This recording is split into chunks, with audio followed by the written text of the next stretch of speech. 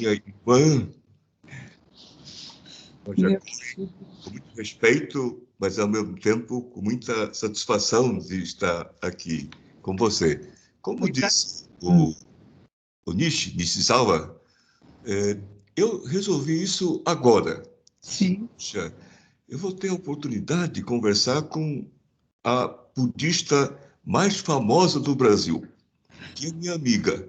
Então, por que a gente não divulga isto para os outros? Não ser apenas uma conversa entre nós dois, mas que a nossa conversa pudesse ser difundida, divulgada, não é? Então, o Nishi ficou atrapalhado aqui agora, e da mesma forma que você também ficou surpresa, mas essa questão, o budismo, todos sabem que é antigo, não é? Toda aquela história da Índia, no caso do budismo japonês, passa pela China, não é? Tem Dogen de um lado, mas tem Shinran Shonin do outro, não é? Isso há 800 anos atrás, etc. E é claro que naquela época não existia esta facilidade da virtuosidade, do digital. Agora, você é realmente uma pioneira, você é corajosa.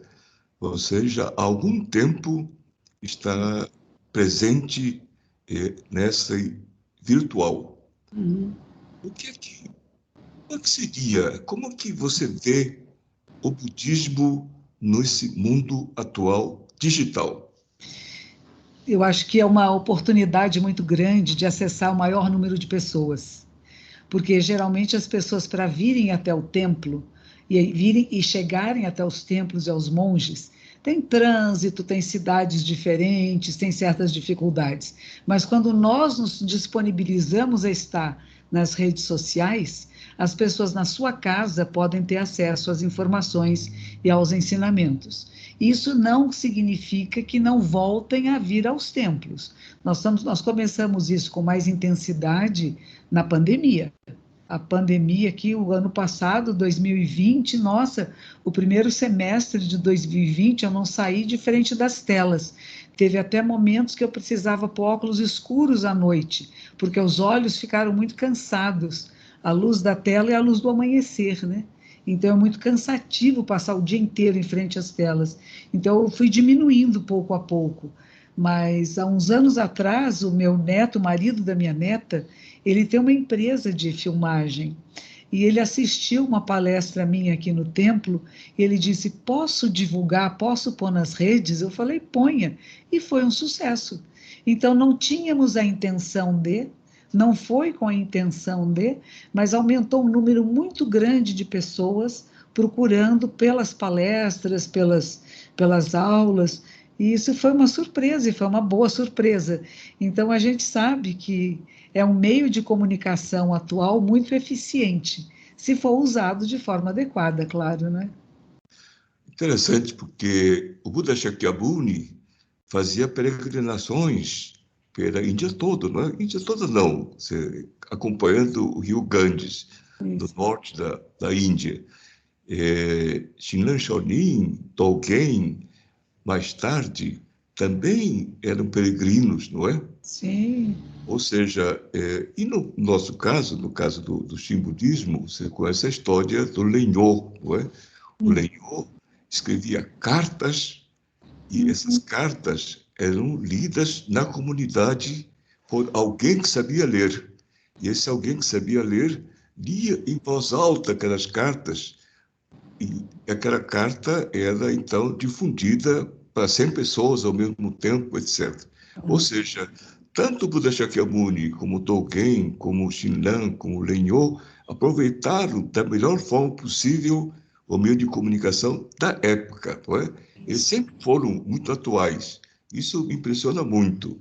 E você está fazendo a mesma coisa, daí porque você merece toda a atenção do público, mas também o meu respeito e minha atenção. Agora, eu vou fazer uma pergunta que é interessante. O budismo fala no mundo da ilusão. que podemos estar perdidos neste mundo da ilusão. Essa comunicação virtual não é uma ilusão? Não é uma coisa ilusória? Mas se tudo é ilusório, não há ilusório. Então, é um pouquinho, o Sutra do Diamante fala isso, né? Eu não posso nomear tal coisa por tal, porque ele não é apenas isto. Mas se eu não o nomear como isso, ele não deixa de ser, né? Então, é lembrar um pouquinho, sim, tudo faz parte desse mundo, mas é neste mundo em que estamos que nós podemos despertar. E é neste mundo que a gente pode ter a oportunidade de procurar o que é a verdade, o que é a essência, e não ficar só na superficialidade. Se muitas pessoas usam as redes sociais para falar de maquiagem, para falar de coisas mais superficiais, nós estamos falando de outra coisa. Nós estamos falando da essência da mente, estamos falando do coração, do que é essencial nesse mundo, né? E que as pessoas reflitam um pouco sobre como viver a sua vida com plenitude, com respeito, com dignidade, né? E nós podemos fazer isso. Então, Esperava exatamente ouvir isto de você. Eu fico muito satisfeito e honrado em estar ouvindo isto, não é? Já valeu o fato de nós estarmos nos encontrando virtualmente.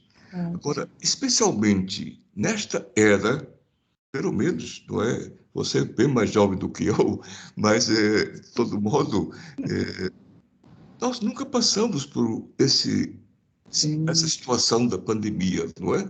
Teve gripe espanhola, teve HIV, etc. Mas esta pandemia é muito especial. Tivemos situações difíceis, como a Segunda Grande Guerra, no caso nosso, não é? Tivemos uma situação de um regime autoritário em que morreram pessoas, desapareceram, outras pessoas foram presas, torturadas, etc. Mas não a pandemia, porque não é só no Brasil, mas no mundo todo, não é? sim. E não são só os ativistas que são perseguidos pela pandemia.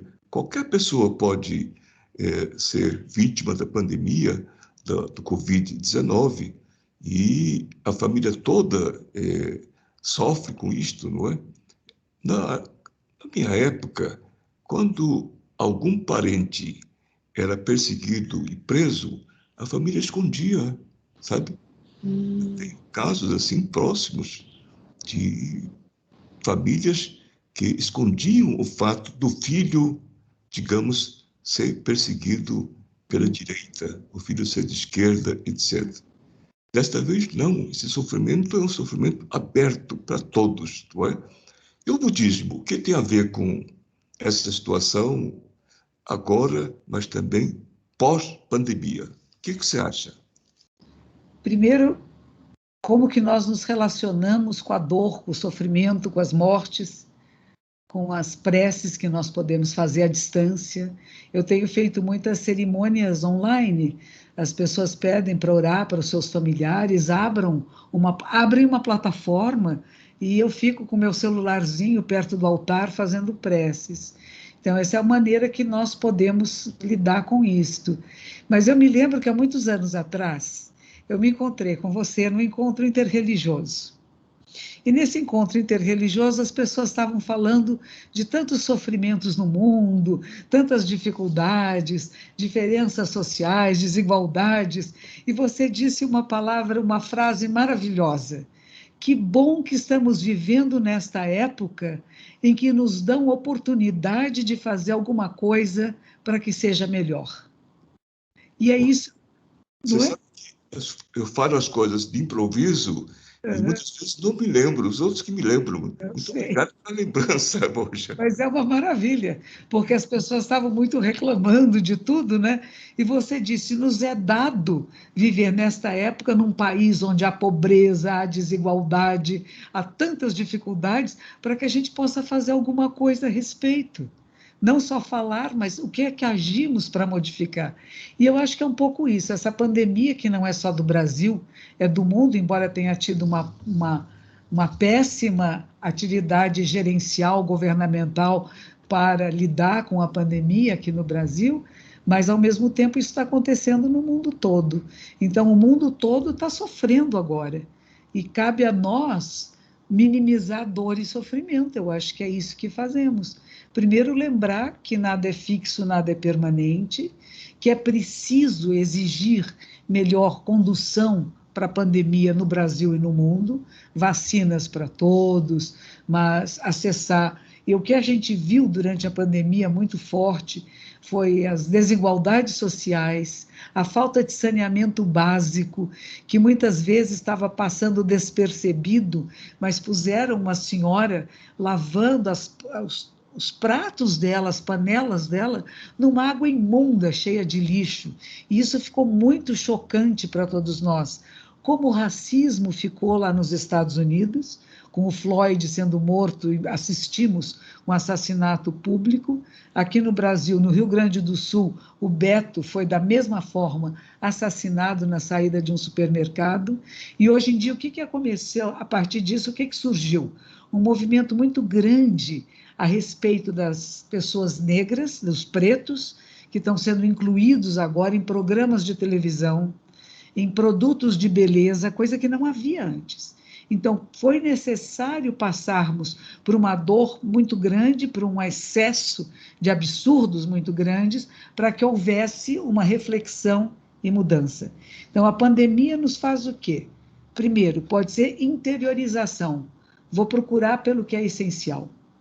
Diz que houve um aumento muito grande de procura de meditação e orações pelo mundo todo, porque ficamos assustados, com medo, então vamos procurar um caminho.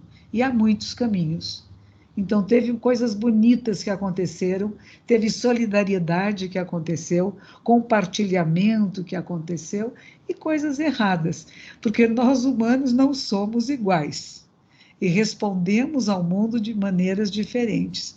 E quando eu vejo pessoas que falam coisas muito absurdas dentro daquilo que são os nossos preceitos budistas, de nunca fazer o mal, fazer o bem e fazer o bem a todos os seres, e pessoas que fazem coisas opostas a isso, eu fico pensando, foi um bebezinho um dia esse ser humano? Que por onde passou? Que educação teve? Que relações teve? Por que se tornou num ser assim tão insensível? Então, em vez de sentir raiva, ficar com ódio, a gente sente o que? Compaixão, piedade. Porque é uma pessoa que não sabe amar, que não sabe se identificar com os outros, que não tem compaixão, não tem sentimentos bondosos. E isso não é culpa desse ser humano. Ele é vítima das circunstâncias e de uma sociedade, uma cultura de violência. E nós temos que mudar isto. E eu acredito que cada um de nós que se modifique, começa a modificar a sua volta. E é importante essa percepção. Eu acho que a pandemia me trouxe muito isso, momentos de reflexão, de olhar um raio de luz numa folha e falar como é bonito. Houve uma quietude na cidade de São Paulo, a cidade ficou menos poluída, e a gente começa a perceber a importância da mudança das nossas formas de usar petróleo, carvão, para outras formas mais limpas, né? Não desmatar a Amazônia, que horror, não é? O vírus que vem da nossa invasão ao meio ambiente somos nós, mas a invasão ao meio silvestre sem cuidado. Então, foram muitas reflexões sobre a nossa mãe terra, que a gente está abusando dela, e ela não consegue reciclar todos os nossos horrores, né? Tem horrores físicos, materiais, e tem os espirituais, da ganância, da raiva, da ignorância, que causam tanto transtorno à humanidade, né? Então, é um momento muito importante, são um dos momentos axiais da mudanças muito grandes para nós como humanidade, e eu acredito que as práticas que nós temos do budismo, da meditação, da invocação do Buda Amida, tudo isso nos leva a recriar uma realidade melhor. Concordo plenamente com você. Você sabe que a minha formação e a minha trajetória anterior a me encontrar com o budismo, eu tive uma participação política, não só no Brasil, mas no exterior, na América Latina, etc. Concordo plenamente com o que você está dizendo. Eu acho que a gente vive uma situação que é uma situação vigente no mundo todo, mas no caso nosso, estamos vivendo uma situação muito especial. E você está chamando a atenção, não é? De como é a formação dessas pessoas. Sabe? Como é que chegam a esse ponto, não é? Do ridículo, do grosseiro, do desrespeitoso, sabe? Isso, sem dúvida, eu concordo com você. Mas quero aproveitar também para homenagear as pessoas que, na linha de frente, nos protegeram, que, na linha de frente, nos remediaram. Todo esse corpo médico, paramédico, não só os doutores, mas os enfermeiros, os psicólogos, as recepcionistas, todo esse pessoal, porque imagine nós sem eles, além do serviço público que continuou funcionando, os ônibus que traziam essas pessoas que moravam na periferia para a cidade, até para prestar serviços para a gente, não é? Então, essa solidariedade, que muitas vezes foi, digamos, voluntária, instantânea, eu acho que merece também a nossa homenagem. Mas aí, essa pergunta capciosa, o Shin e o Zen são diferentes?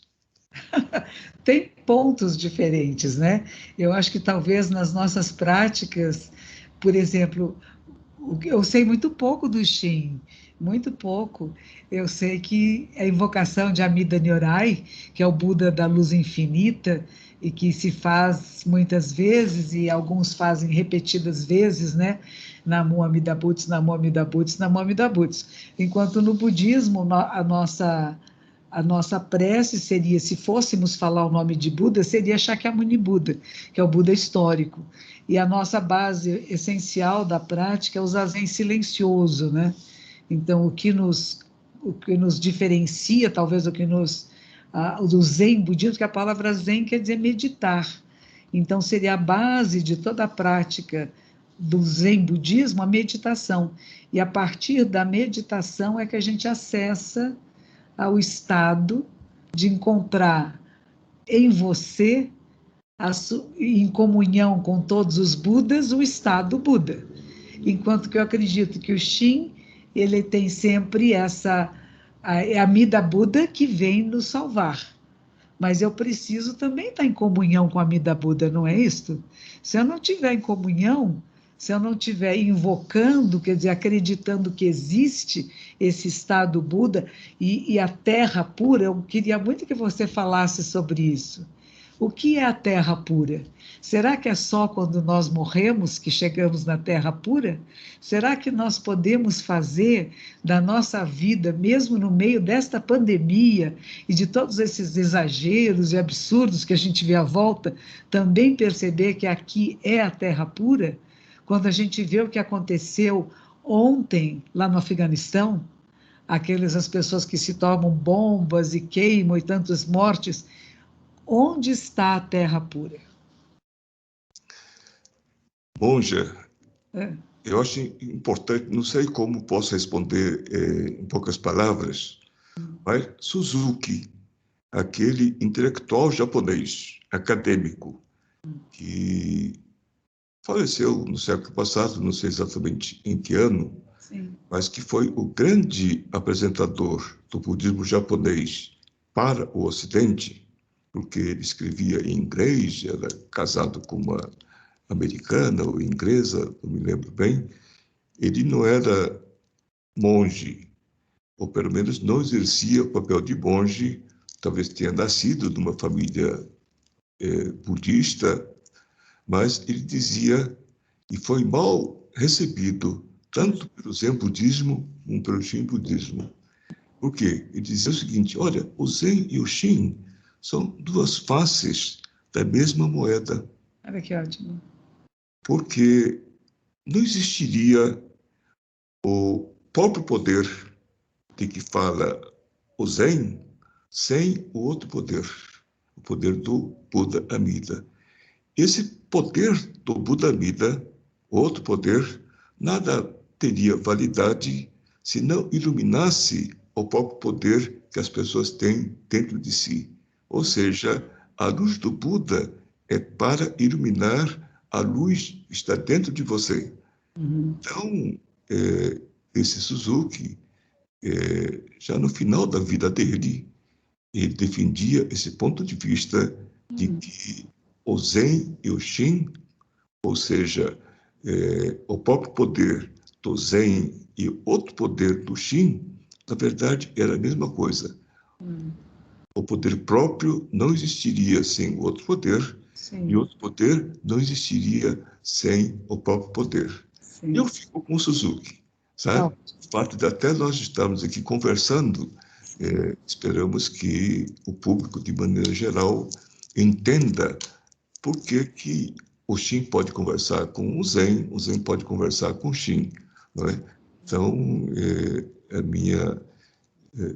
o meu posicionamento é este, não é só amizade pessoal com você, não é só respeito mútuo, mas eu acho que nós, como Zen budista, no seu caso, e no meu caso, como Shin budista, podemos contribuir para a paz no mundo e essa situação de pós-pandemia vai ser um trabalho, digamos, muito proveitoso para todos nós.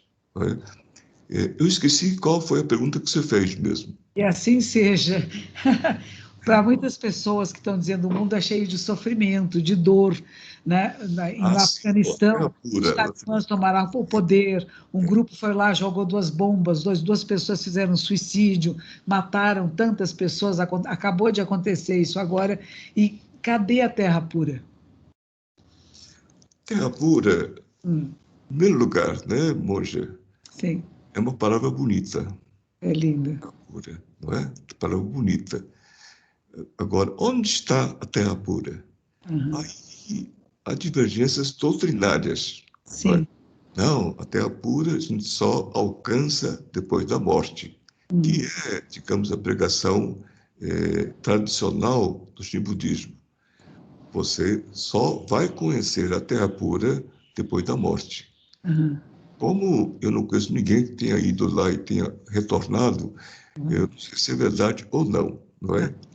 Depois da morte. Tem outros que dizem que a terra pura é um estado de espírito. Estado de espírito. Você pode alcançar a terra pura em qualquer momento, não é? Através da recitação, que é a nossa prática meditativa, não só através da recitação, mas quando nós cumprimentamos e somos cumprimentados pela outra pessoa. Por exemplo, quando eu vi você, me senti na terra pura, não é? Então, aquele momento de paz, de felicidade, de alegria, pode ser momentos de terra pura.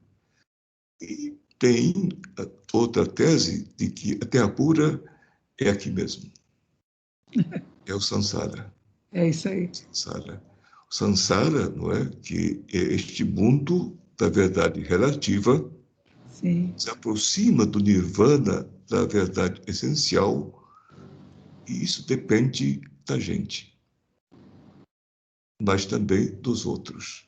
Isso. Então, terra pura, para mim, é uma palavra bonita, mas também um conceito bonito, que serve para aqueles que acham que é só depois da morte, mas também serve para aqueles que acham que a terra pura pode ser buscada, encontrada aqui mesmo, né, nesta vida, samsara, como é um estado de espírito que podemos encontrar a qualquer momento. Por exemplo, não é? Aqui em Brasília, eu moro aqui em Brasília desde 86.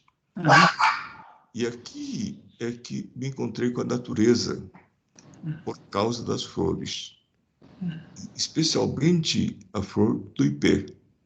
Então, você já deve ter vindo aqui na época do ipê, mas já passou a época do ipê roxo, mas quando o ipê roxo floresce, me traz uma alegria imensa, mas fica 2 semanas e vai embora.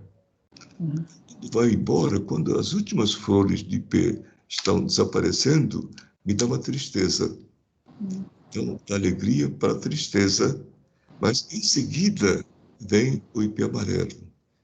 Esta semana, ontem ou anteontem, os ipês amarelos floresceram aqui em Brasília. Um esplendor de amarelo. Antes era um esplendor de cor-de-rosa ou de roxo, não é? E hoje é um esplendor de amarelo. A minha janela, especialmente, dá para as flores, dá para uma árvore frondosa de cambuí, que é muito especial. Muita gente confunde cambuí com ipê, porque são flores amarelas. Agora, o ipê amarelo é impressionante, isso que é impressionante, está em galhos secos. Uma árvore que você acha que já está seca, não é? Já está morta, porque está seca, de repente floresce com ipê roxo, com ipê amarelo, agora depois vem ipê branco, não é?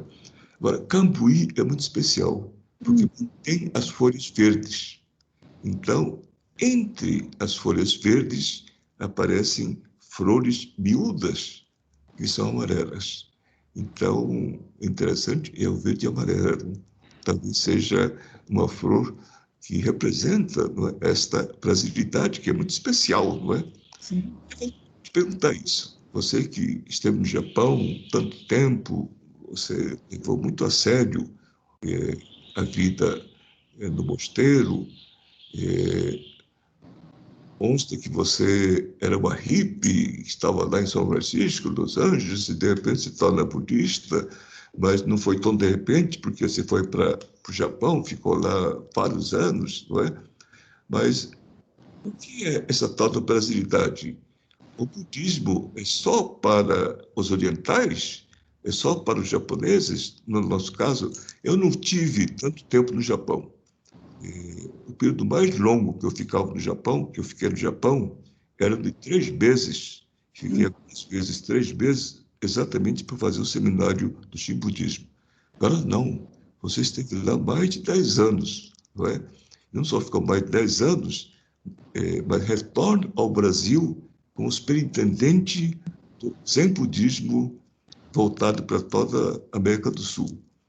Então, você pode falar melhor do que ninguém o que é o budismo para os orientais, para os ocidentais, o que é o budismo para o japonês, o que é o budismo para o brasileiro. Você poderia, eu acho que é complicado o tema, mas você podia falar em poucas palavras esta conjugação e esta diversidade. Muito bom. Primeiro, eu queria comentar uma coisa que você falou agora há pouco, e que são as palavras que Dogen Zenji Sama também dizia, né? Dogen Sama é o fundador da minha ordem no século XIII. Sansara é nirvana.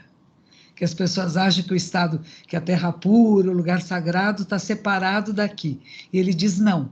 É nisto, é nessa confusãozinha que a gente vive e que a gente descobre a beleza da flor, né? As cores diferentes, a beleza da vida que está presente em toda parte.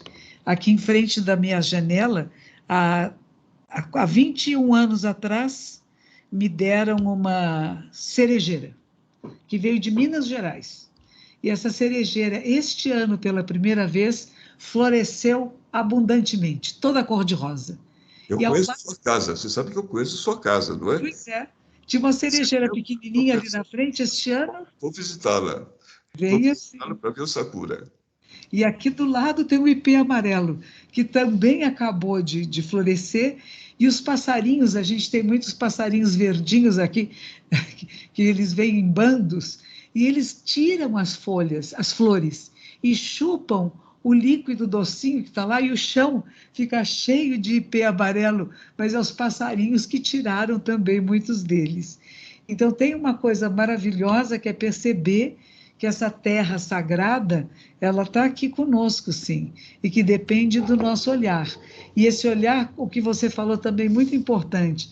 Perguntam para mim, a senhora é otimista ou pessimista? Eu falei, o Zen e o budismo é realista. Nós temos que ver a realidade como ela é e como é que eu atuo para modificar essa realidade quando pode ser modificada. Porque tem coisas que nós não podemos mudar, mas aquilo que a gente pode dirigir. Agora, você está num avião maravilhoso, o seu cenário todo mudou. Eu tive uma grande surpresa, que de repente você parece que está até numa nave espacial, mas é um avião de grande luxo, imenso. Essa nave espacial, como diz o Boff, que é muito querido, né? Que nós estamos nessa nave espacial chamada planeta Terra, né? E que estamos todos juntos e unidos, e cabe a todos nós levar essa nave, né? Mas mover-se com ela, estar com ela, fluir com o fluir da vida e não querer alguma coisa separada. E agora, qual era mesmo a sua pergunta? Eu esqueci. Deixa eu só tirar. Entrou de alguma forma esse. Ficou uma maravilha isso aqui. De repente ele viajou, foi para o espaço. Tá lá. Eu achei muito bom. Falei, nossa.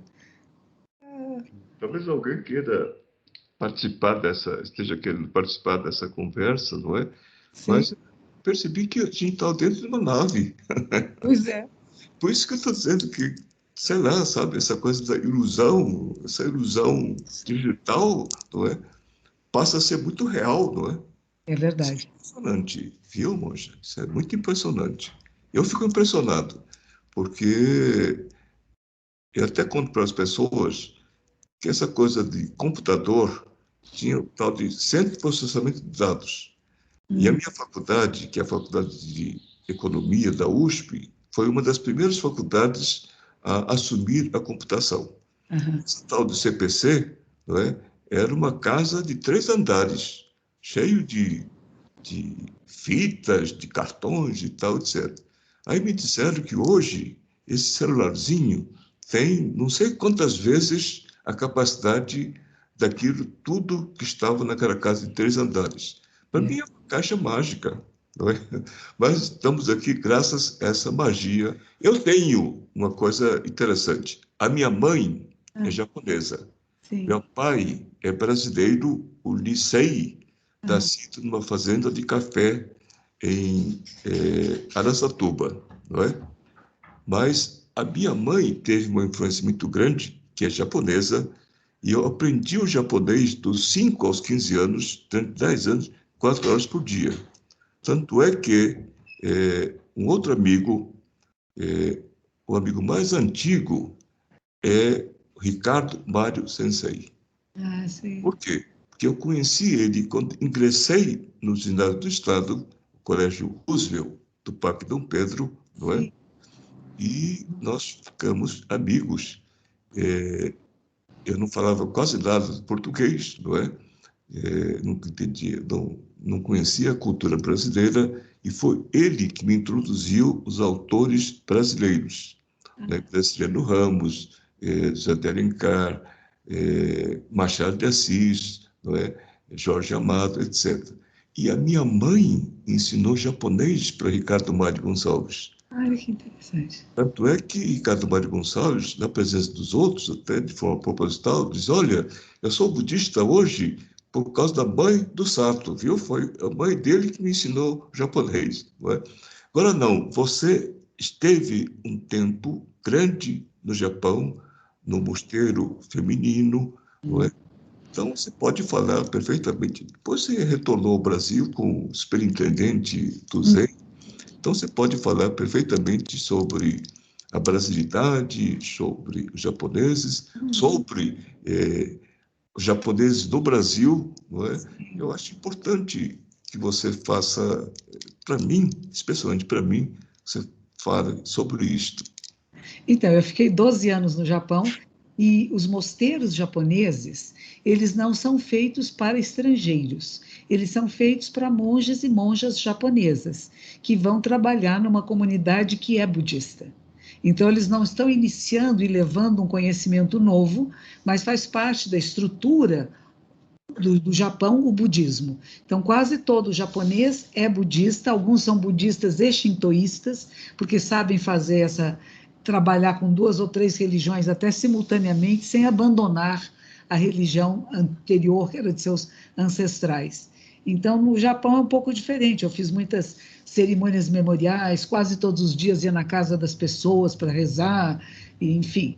Quando eu chego aqui no Brasil, eu cheguei aqui, tinha um superior geral, um superintendente, que não fui eu, eu não vim como superintendente, eu vim para ajudar no templo, e este superintendente que estava no Brasil, que era Moriyama Roshi, voltou ao Japão. E quando ele voltou, pediram que eu assumisse o cargo interinamente. Então, eles não me deram o cargo oficialmente, mas eu substituí por alguns anos, por uns 6, 7 anos. E foi muito rico esse encontro, porque quando eu cheguei, o templo tinha sido reconstruído no bairro da Liberdade e vinham poucas pessoas. Só uma coisa, eu estive com o Ricardo Mário quando aquele local onde está erguido aquele templo belíssimo era uma série de sobradões. Eram. Em um desses sobradões, eu e Ricardo Mário estávamos quase semanalmente o sensei da época que me foge o nome. Ryokan Shingu. Shingu Sensei. Foi Shingu, exatamente. Shingu Sensei, sabe? Então, era o superior. Eu cheguei ao budismo em 95, aqui em Brasília. Esse templo ficava vizinho, não é? De onde eu morava, mas quando tinha 14, 15 anos, com Ricardo Mário Gonçalves, eu frequentei a casa do Xingu, não é? Só que Ricardo Mário levou a sério o caminho do budismo, não é? E eu dei muitas voltas até me encontrar com esse templo aqui em 95. Desculpe cortar, mas isso está ótimo. Acho que eu peço também Ricardo Mário Sensei, ao Xingu Sensei. Eu sei que Ricardo Mário Sensei tem problemas de saúde, mas parece que está recuperado. Está se recuperando, Ricardo Mário Gonçalves, grande professor. E ele que falou para mim um dia, você tem que fazer o Zen do Brasil. E por isso a minha comunidade acabou ficando com esse nome, Zen do Brasil. Diz assim, o Zen não pode ser japonês, ele tem que ser do Brasil, porque está no Brasil. E foi o que aconteceu. Como eu falava um pouco de japonês e falava português, muitas pessoas da colônia japonesa começaram a vir pedir fazer cerimônias memoriais e pediam para mim, fale em português com meu neto. Eles não entendem japonês. Explica o que é budismo. Então começou a encher de pessoas o templo, porque eu podia falar com o Odi-chan, o Bachan, com os mais idosos em japonês e podia falar em português com os jovens. Então, houve uma aproximação muito grande das novas gerações que estão aqui no Brasil. E, ao mesmo tempo, eu comecei a fazer palestras em português. E começou a vir muita gente, uma grande curiosidade, começou a crescer muito. Fizemos o encontro interbudista com o professor Ricardo Mário Gonçalves, procuramos nos reunir todos em português, porque sempre houve em japonês. Então, a gente começou realmente a criar o budismo brasileiro, que eu falo, é arroz com feijão, não é? Em vez da gente comer comida japonesa, que às vezes no templo as pessoas querem fazer aqui, mas eles não sabem fazer. Então, fica uma coisa meio esquisita. Eu falei assim, não, aqui a gente faz comida de brasileiro para brasileiro. Aí, de vez em quando, a gente põe uma comidinha japonesa bem gostosa, para eles perceberem a origem. Então, é bonito ter essa origem histórica, né? O Zen e o budismo todo que vem da Índia, passa pela China, da China chega no Japão, e o que está chegando no Brasil é o Zen budismo japonês. Ele não é de outros países, veio direto do Japão para cá, com a imigração japonesa, importante, né? Que trouxeram seus altares familiares, que mantiveram a fé, o carinho, o respeito, a dignidade, né? Eu falo que deixaram, assim, um caminho luminoso e que cabe às novas gerações a manter essa luz acesa, né? Que é o respeito, o trabalho, a consciência da natureza e de que somos um só corpo, uma só vida com tudo que existe. Então, tem um cuidado respeitoso, que é esse prazer que você estava falando mesmo das flores, da beleza que está em toda a natureza e que muitas vezes as pessoas não percebem. Essa coisa que no Japão, por exemplo, na lua cheia, né, e na época das cerejeiras, o pessoal senta embaixo das árvores para tomar saquê e escrever poesia. Eu até acho, viu? Desculpe cortar, Isso, que a pandemia foi uma mensagem da natureza, dizendo: olha, vocês seres humanos não podem nos tratar tão mal, sabe? A natureza não pode ser maltratada. Isso eu aprendi no budismo também, de que seres sensíveis, seres sencientes, como se fala, não é? Foi traduzido para a nossa língua, seres sencientes, são seres sensíveis.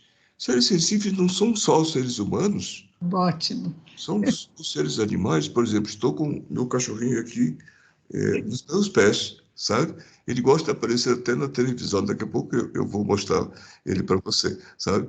Mas não só seres animais, seres vegetais. Isso, Ou seja, tudo tem vida. isso, Então, o materialismo que, digamos, parece caracterizar o modernismo, na verdade, esse materialismo falta o complemento da parte não material, que é o que o budismo pode mostrar. O que é a espiritualidade? É essa conjugação entre a mente, o coração e o corpo, não é? isso. Isto é a espiritualidade. Então, estou aproveitando para mostrar, não é, como é que fui chegando. Eu acho que você, de alguma forma, a partir dos anos 80, não é? O Ricardo Mário, desde os nossos 15 anos. Eu cheguei ao budismo bem mais tarde, 95, Hum. mas também carrego essa formação diferente do Ricardo Mário Sensei, diferente da sua formação, mas estamos envolvidos, mergulhados nesta brasilidade. É isso. E existe uma procura muito grande agora, né? Brasileiros de todas as partes, pessoas de todas as partes do mundo, eles estão percebendo a importância do budismo e a importância desse autoconhecimento que transcende o eu, que não fica preso só na sua história pessoal, mas, como você falou, é perceber-se a vida da Terra e que estamos comungando com tudo que existe. E todos são essa natureza Buda, né? O meu professor no Japão, ele sempre criticava até essa palavra seres sencientes, como se fosse só ser humano, né? Ele dizia Exato. assim, não, shujo quer dizer tudo que existe. É tudo, da menor partícula, e tudo está vivo, e tudo está em movimento e transformação. É o respeito a todas as formas de vida, né? E essa expansão da consciência é o que eu acho que vai ser a grande transformação da humanidade para mudanças sociais, políticas e econômicas. Essa visão mais ampla, não é só vou defender este grupo ou aquele, é tudo. E quando a gente percebe que estamos ligados a todos, vamos fazer o bem para todos. Sem dúvida, sem nenhuma dúvida, sabe? Eu fico muito satisfeito, alegre e honrado em ouvir isso de você. Eu acho que é isso mesmo. Por exemplo, não é? O ar, o universo, o que significa? O ar não tem fronteiras, não é? As Isso, fronteiras são nós que inventamos, não é? é isso. Para passar de um país para o outro, para passar de um rio, a margem de cada rio, a margem de lá do rio, não é? Mas o mundo não tem fronteiras, É isso. não é? Nós que inventamos, não é? É, Acho que está na nossa hora de ir para o finzinho. mas só, exatamente. Aí vou fazer a pergunta assim, mais, digamos, de um lado polêmica, mas também eu acho que é oportunidade para você esclarecer e, de certa forma, eu falei sobre isso já, mas quero também terminar falando da situação que envolve, digamos, a minha visão sobre o mundo. Quando disse que ia conversar com você, aí o pessoal ficou dizendo: olha, eu nem sabia disto. A Monja Cohen, a embaixadora do capital.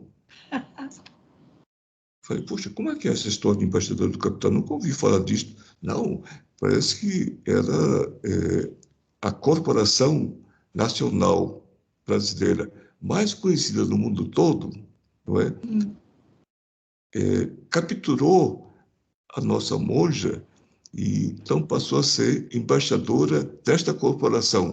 Não é? Deixou de ser a embaixadora do Buda, mas sim passou a ser embaixadora do capital. Que história é essa, monja Koi? Você podia Eu nos acho explicar? que, eu acho que uma coisa não substitui a outra, não.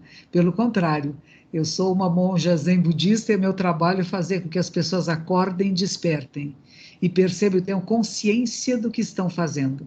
Consciência do seu corpo, da sua mente, do seu espírito, que saibam como fazem, como vivem, o quanto bebem, o quanto não bebem, o que comem, o que não comem, como que usam o seu dinheiro, como que investem a sua vida.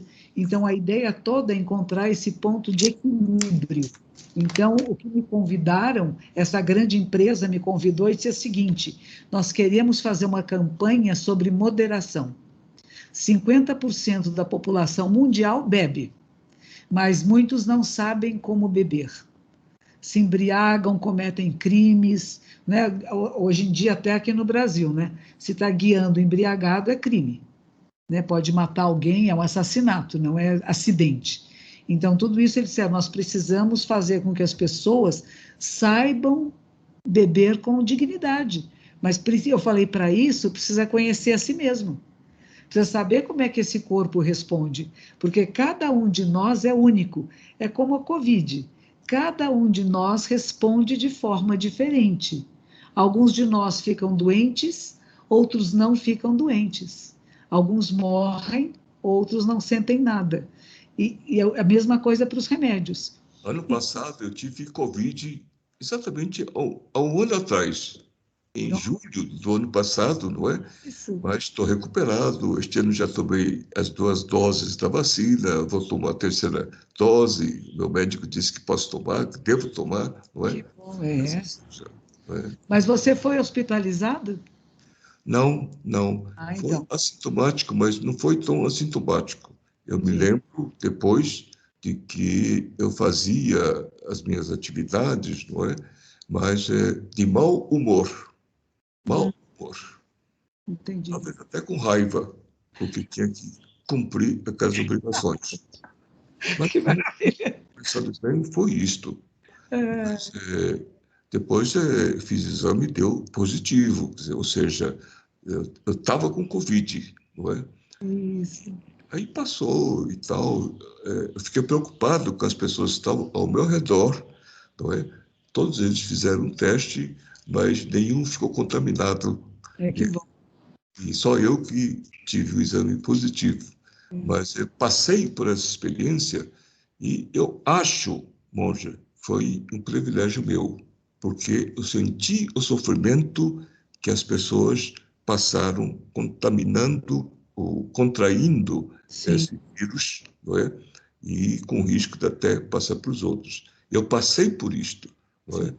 Então, para mim foi um privilégio ter Pois, passado por isso.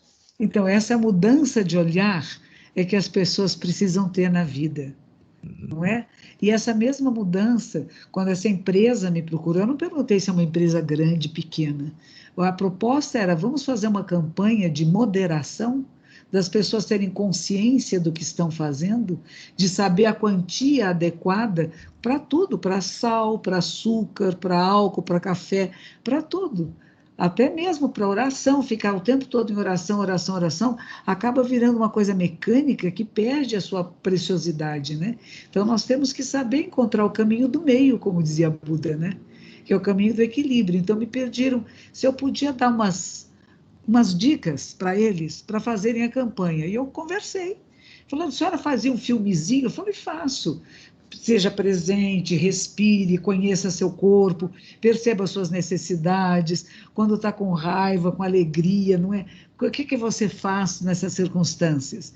E alguns psicólogos fizeram umas perguntinhas para as pessoas saberem se estavam bebendo de forma adequada ou não. Porque não é dizer não beba, e nem é dizer embriague-se. o que você bebe é adequado para você, porque não tem padrões para todos, né? Que cada um é um. Então, fiz junto com psicólogos isso daqui. Eu falei, claro, eu disseram, vamos chamar a senhora da nossa embaixadora de moderação. Eu falei, que nome bonito, gostei. Embaixadora do caminho do meio, que é o caminho de Buda. Estou de pleno acordo. Então, uma coisa não anula a outra. E aí falaram mais, é o capitalismo.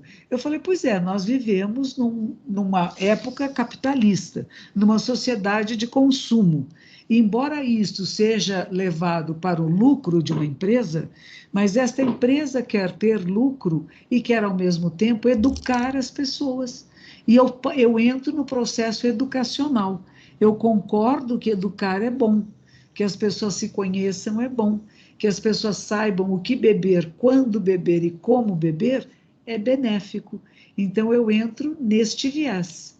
Mas, infelizmente, ou felizmente, acho que é até bom, eu não estou ganhando os bilhões que essa empresa ganha. Tomara que você ganhe, tomara que você ganhe.